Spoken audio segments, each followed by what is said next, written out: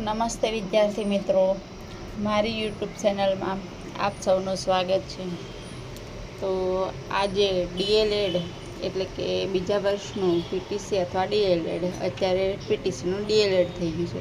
તો ડીએલએડનું બીજા વર્ષનું રિઝલ્ટ જાહેર થઈ ગયું છે। આપણે દરેક મિત્રો જે લોકોએ વિદ્યા સહાયકમાં ફોર્મ ભરેલા છે તે દરેક મિત્રોની ભરતી આ ડીએલએડના રિઝલ્ટ માટે અટવાણી હતી, રૂકી ગઈ હતી। તો ડીએલએડના રિઝલ્ટની રાહ જોઈ રહ્યા હતા કે જ્યારે ડીએલએડનું રિઝલ્ટ જાહેર થાય ત્યાર પછી જ ભરતી પ્રક્રિયા આગળ વધી શકશે।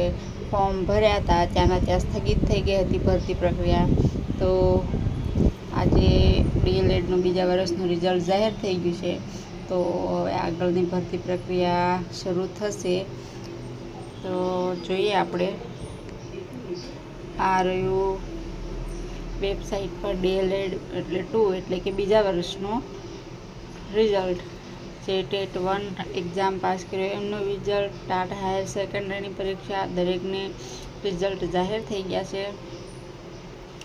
એટલે હવે ભરતી પ્રક્રિયા આપણી જ્યાં અટકાઈ ગઈ છે ત્યાંથી હવે આ લોકોને ફોર્મ ભરવાની જે પરમિશન હશે તે આપી દેશે। જોઈન્ટ કરવાની, એમના ડોક્યુમેન્ટ જોઈન્ટ કરવાની પરમિશન આપી દેશે। ત્યારબાદ હવે હાઈકોર્ટમાંથી પહેલાં તો એ લોકો મંજૂરી લેશે કે આગળ ભરતી પ્રક્રિયા શરૂ કરીએ અમે। તો પહેલાં ડીએલએડના રિઝલ્ટની રાહ જોતા હતા, હવે ડીએલએડનું રિઝલ્ટ આવી ગયું છે।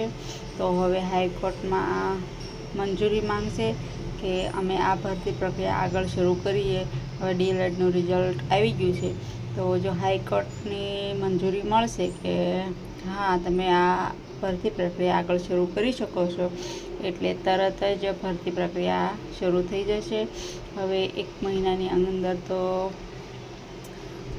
આવી જશે ભરતી પ્રક્રિયાની જે પણ કંઈ પણ અપડેટ આગળ હશે, શરૂ થવાનું હશે તે આગળ શરૂ થઈ જશે। એટલે આપણી ભરતી પ્રક્રિયા જે અટકાઈ ગઈ છે ત્યાંથી હવે શરૂ થઈ જશે। મેરિટ બહાર પડી જશે, પ્રોવિઝનલ મેરિટ। ત્યારબાદ ધીમે ધીમે ભરતી આગળ થઈ જશે અને દરેક મિત્રો જેની ખૂબ આતુરતાથી રાહ જોઈ રહ્યા હતા એ લોકોને માટે આ એક સારા સમાચાર છે।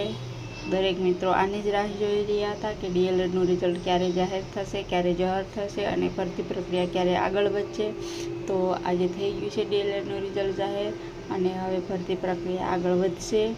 તો દરેક મિત્રોને જે લોકો આવી જવાના છે તે લોકોને માટે ખૂબ જ સારા સમાચાર છે।